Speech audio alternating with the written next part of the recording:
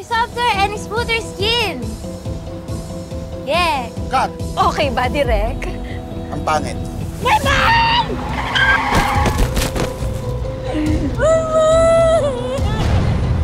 Your number cannot be completed as dialed. Please check the number and dial again. Di ng imo man namin nasawa. Pinagmukha niya tayong tanga. Ito na lang hindi mo pa magawa ng tama. Ano ba yan? Nalubat na ni. Ay, Manong! Yes, ma'am. Pwede ko ka-charge? Arakda sa dalong po, ma'am. Sige. Ano to? Salamat po.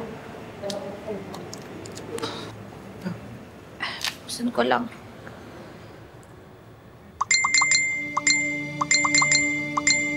Please, answer my call. Huwag mo naman ako ipaya sa pamilya ko. Hey, Daka! Wala, oo nga pala, may photoshoot kami. Photoshoot? Photoshoot kasi ng mga palma ngayon nawala sa isip ko. Nagte-text ulit si Sir Francis. Anong himuon ko? Hindi mo naman ginusto na ma-aksidente si Maymay. Tsaka photoshoot lang naman yan.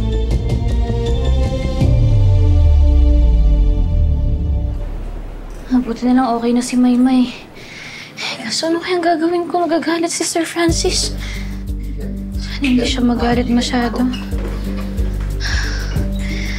Anong nangyari? Sir Francis, magpapaliwanag po ko. Na-aksidente po kasi yung kapatid ko po kanina. Hindi ko po maiwan.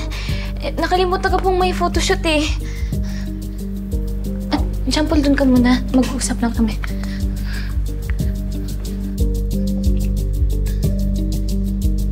Sorry po talaga.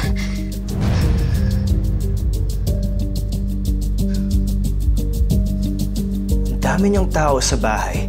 Inuna mo pa yan? My whole family was waiting for you at that photoshoot. Hindi mo ba naisip na mainit na nga sa'yo si Mama? You've just made everything worse. Alam mo, sobrang pagkakamali itong pinagtiwala ko sa'yo. Bayad ang oras mo dito, Tata. Tapos itong gagawin mo sa akin? You're so irresponsible and selfish. Sir, pasensya na po pero hindi naman po ako selfish. Tao lang din naman ako eh.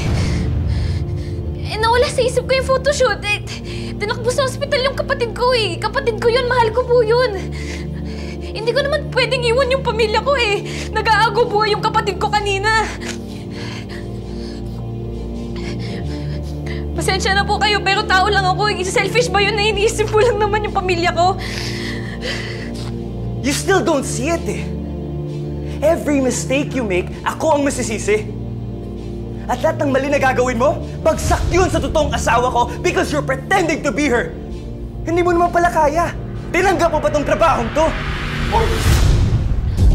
Alam mo, kanina ka pa. John Paul. Ba't ka nininigaw ng babae? John Paul. Sige, doon ka muna. John Paul, tama na. Huwag ka na makipag-away. Problema sa inyong mga mayayaman. Akala niyo kung sino kayo. John Paul, sige na. Okay lang. Ano? Ba't ka ganyan makatingin? Sapakin kita eh. John Paul, okay lang. Ano? John Paul! O, balik ka! Huwag ka na makipag-away. John Paul, okay lang. Tama naman si Sir Francis eh. Trabaho ko to at bayad niya yung oras ko. Huwag ka na makipag-away, okay? Sir Francis, sasama na po ako sa'yo. Ako na po yung mapapaliwanag kay Sir Gov tsaka sa mama niyo kung ano po yung nangyari. Magdadahilan na lang po ako sa kanila. At, John Paul, Baka mapahama ka. hindi, ayos lang. Trabaho ko to, di ba? Kaya pupunta na ako doon sa mansyon kasi may kontrata pa akong kailangan ko sundin. Kaya ikaw, kausapin mo na lang si nanay. Ikaw na lang yung magsabi sa kanya kung ano yung nangyari. Babalik naman ako dito mamaya para sa mga babayaran natin. Huwag ka na makipag-away, ha? Okay lang ako. Sige na po.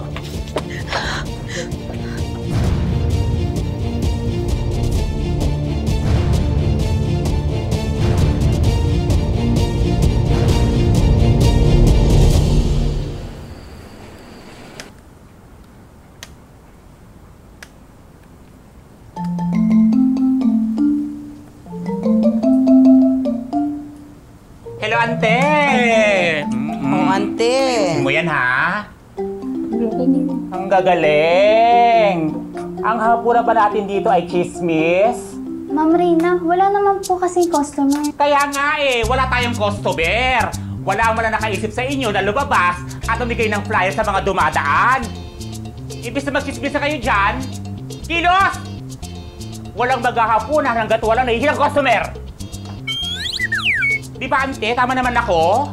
Oo na, pero ang init-init naman ang ulo mo, ante. Sino ba naman ang hindi magdidilim ang paningin sa mga tabad na mga empleyado?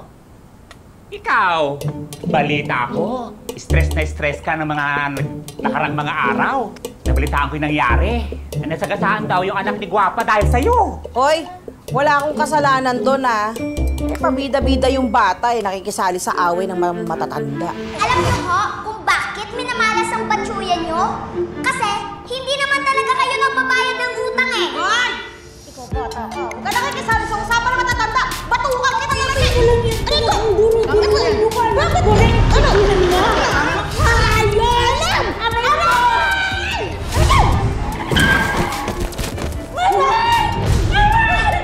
At saka kahit magharap kami ni Guapa sa barangay o kaya presinto, aba hindi ko siya uurungan, no? Hindi ako natatakot sa kanya kahit mataba siya.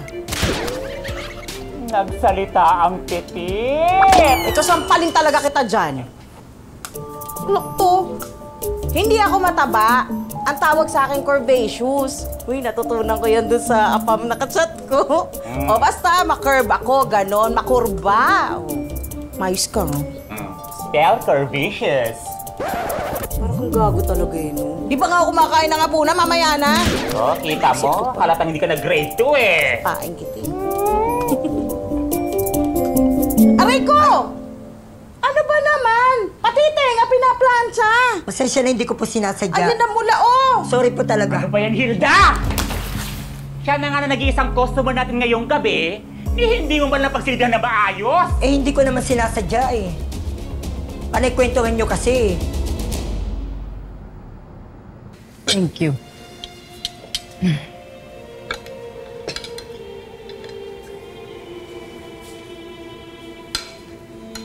More? Yeah, it's enough. Thank you.